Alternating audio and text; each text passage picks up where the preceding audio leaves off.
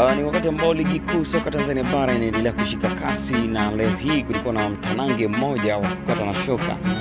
Ni baina ya klabu ya Simba Sports Club ambao wanatumia uwanja wa KMC Complex kama uwanja wao wa nyumbani. Walikuwa wanapapatuana na maafande wa jeshi la kujenga taifa JKT Tanzania, na katika mchezo huu ambao ulikuwa mgumu wa vuta ni kuvuta kweli, klabu ya Simba imeweza kufanikiwa kuibuka na ushindi wa goli moja kabila. Goli lilipatikana dakika za jioni kupitia mkwaju wa penalty uliopigwa na Jean Charles Ahoua. Katika mchezo wa siku ya leo tunaweza kusema kwamba Simba waliweza kuwekwa katika kitimoto kwa muda mrefu zaidi baada ya JKT kuziba mianya ya safu ya shambuliaji ya Simba kuweza kupata goli mapema. Lakini dakika ya 92 katika nyongeza zikiwa dakika 6, dakika 92 Said Shomari Kapombe show me the way alifanywa foul ndani ya eneo la 18 na hivyo kuamuliwa ipigwe mkwaju wa penalty ambao ulikomisha kimiani na mchezaji Jean Charles Ahoua ambaye yeye anafikisha goli lake la 7 katika ligi kuu soka Tanzania bara msimu huu, huko akiwa amefunga magoli 4 tayari ya mkwaju wa penalty, lakini magoli mengine matatu yakiwa ni ya open play, lakini moja likiwa ni la free kick ya moja kwa moja aliyofunga dhidi ya Kagera Sugar.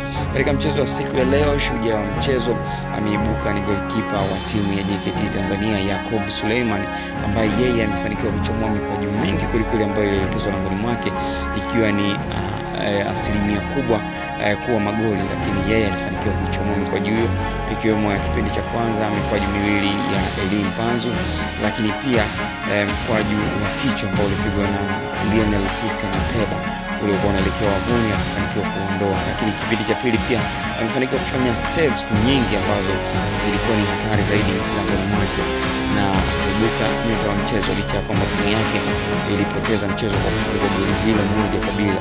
Lakini yeye Jacob Suleiman anaonekana kuwa katika mchezo mzuri sana siku ya leo, katika performance ya hali ya juu ambayo iliwazuia Simba kuweza kutanua uji wao wa uongozi na kujikuta wakisubiria mpaka kudra za Mwenyezi Mungu dakika za mwishoni wakapata mkwaju wa penalty ambao ulitokana na Shomari Kapombe kufanya madhambi katika hatari na Jean Charles Ahoua kufahamisha mpira kimiani na kuifanya Simba kuweza kupata goli la uongozi na kuweza kuibuka na alama zote tatu katika uwanja wa KMC Complex.